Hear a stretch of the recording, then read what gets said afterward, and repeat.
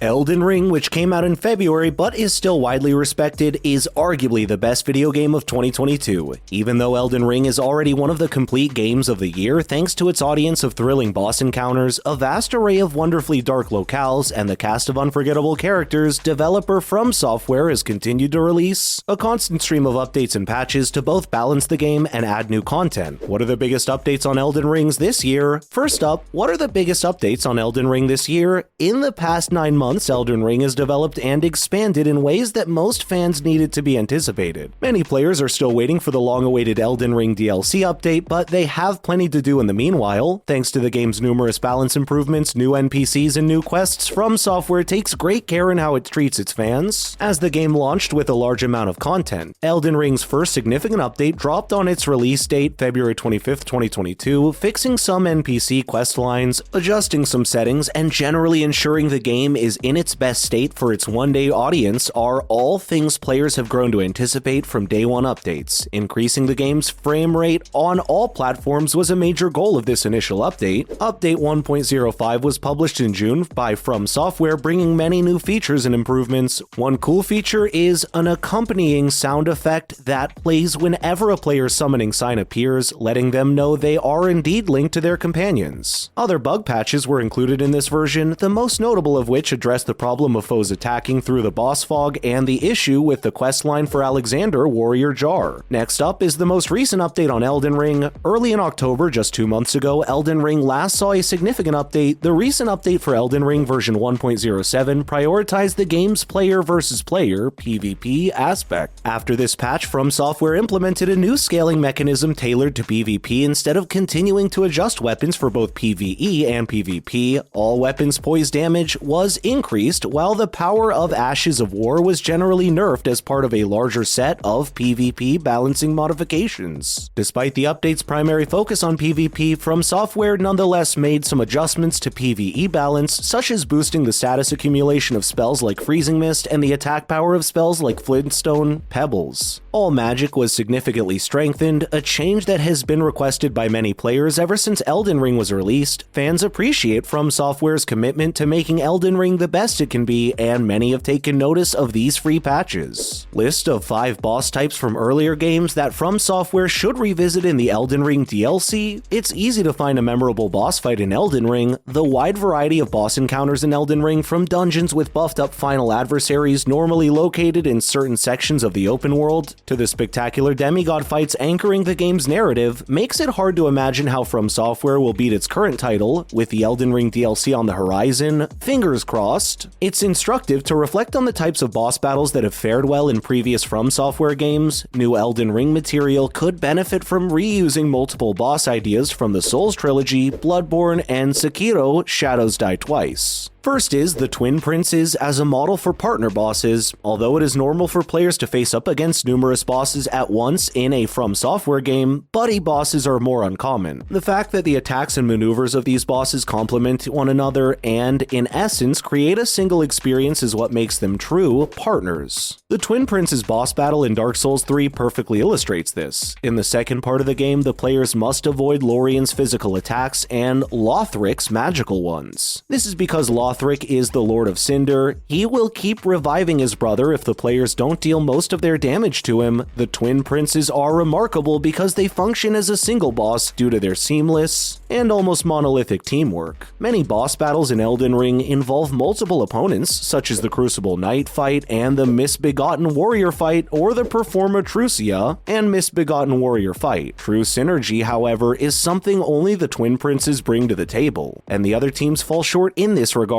Elden Ring's Godkin duo is the closest thing to a partner fight, yet they still feel more coherent and complementary as the Twin Princes. What are the other concepts Elden Ring DLC can revisit? Second, puzzle battles. Just like the folding screen monkeys, From Software games frequently feature so-called gimmick bosses, so termed because they provide players with a mechanic that riffs on the standard boss formula. The standard strategy of learning attacks and timing dodges against Soulsborne bosses is thrown out in gimmick fights. fights, which instead rely on a specific weapon that deals unique damage to the boss, a hidden path through the arena that allows players to attack the boss from a better position, or a weak point that makes the fight significantly easier. When playing Sekiro: Shadows Die Twice, you'll face the folding screen monkeys, one of the most original gimmick enemies designed by developers From Software. Considering the game's emphasis on swordplay, the encounter is light. In contrast, the overall impression is that of a riddle. This is an effective gimmick because it gives the impression that it was earned. The folding screen monkeys don't feel like a cheat code because they don't provide players with a special weapon or hint at a particular weakness. The folding screen monkeys provide Elden Ring with a template for a puzzle boss fight. The third is leaders of the Horde, such as Rom, the vacuous spider. Controversy surrounds the Horde boss concept partly because it is challenging to implement successfully. The fundamental mechanisms are simple. A horde of inferior enemies surrounds a single powerful monster, or the whole boss is a collection of foes. One of the most challenging aspects of designing these interactions is producing a combat that reads fair and balanced instead of overwhelming and out of control. Examples of this boss fight style are Rom the Vacuous Spider, or the Celestial Emissary from Bloodborne, and the Deacons of the Deep from Dark Souls 3, both of which are as divisive as the Horde genre as a whole. In good Horde encounters, figuring out who or what to fight first is effective. Regardless of the difficulty level, the early part of Renala's fight is where Elden Ring uses this tactic, and it's brilliant. Depending on how it is implemented, a Horde boss fight can be frustrating or fascinating, thus it will be interesting to see if the DLC improves upon this. A look at the fourth concept that can be revisited in Elden Ring: the trial boss showdown between Gurman and Isshin. In earlier games in the Soulsborne series, the story progressed linearly, culminating in a boss encounter that, in most cases, resolved all of the game's plot threads. However, the final boss is also utilized in a few games to conclude the story and the game's mechanics. In Bloodborne, the hunter abilities of the player are put to the test by Gurman. To defeat Gurman, players need to adopt Bloodborne's more offensive playstyle and use the game's central concept, parrying almost all of his blows. Isshin, a boss in Sekiro: Shadows Die Twice, is similar in that he borrows attack combinations and other gameplay elements from multiple other bosses. Players will be tested on their knowledge of Sekiro's gameplay elements in the boss fight against Isshin. Naturally, with a game that relies so heavily on the RPG components as Elden Ring, it's challenging to consolidate all gaming approaches into one ultimate final trial. Compared to the boss battles against Gurman or Isshin, the one involving Radagon and the Elden Beast didn't do anything to bring the game's various elements together. Find a common thread to complete the mechanics of Elden Ring, which might be the center of a DLC pack. What is the final concept Elden Ring can revisit? Finally, creating secret bosses like the Moon's Presence and Aldea. Elden Ring is one of many optional bosses in the Soulsborne games. This secret boss, however, is a special optional opponent that can only be fought if the player fulfills a secret set of conditions. A bigger payoff in mythology is sometimes found in hidden conflicts requiring more investment in the environment and tale. Defeating two other opponents and listening to Aldea, scholar of the First Sin, talk until you're exhausted are required preconditions for engaging in combat with him in Dark Souls 2. Aldea plays a significant role in the game's story and makes several appearances. Defeating him requires players to have progressed far enough in the tale to have discovered his significance, and the conclusion of his arc contributes to the overall tone and message of the game. Bloodborne's Moon Presence is another renowned hidden boss. 3 umbilical cords must be consumed to gain access to the Moon Presence, a fact only vaguely and sporadically alluded to throughout the game. The battle with the Moon Presence, which ushered in one of the game's 3 endings and is easily the most memorable, adds a lot of depth to the story and amps up the themes of cosmic horror. The backstory of Elden Ring is undoubtedly deep, and future expansions might benefit from adding additional hidden bosses and other classic boss ideas. Doing so would be a fitting tribute to each player's individuality, inspire greater immersion in the game's backstory, and extend the total time invested in the game. Thank you so much for watching. Please don't forget to like, share, and subscribe while you're here, and we will see you in the next video.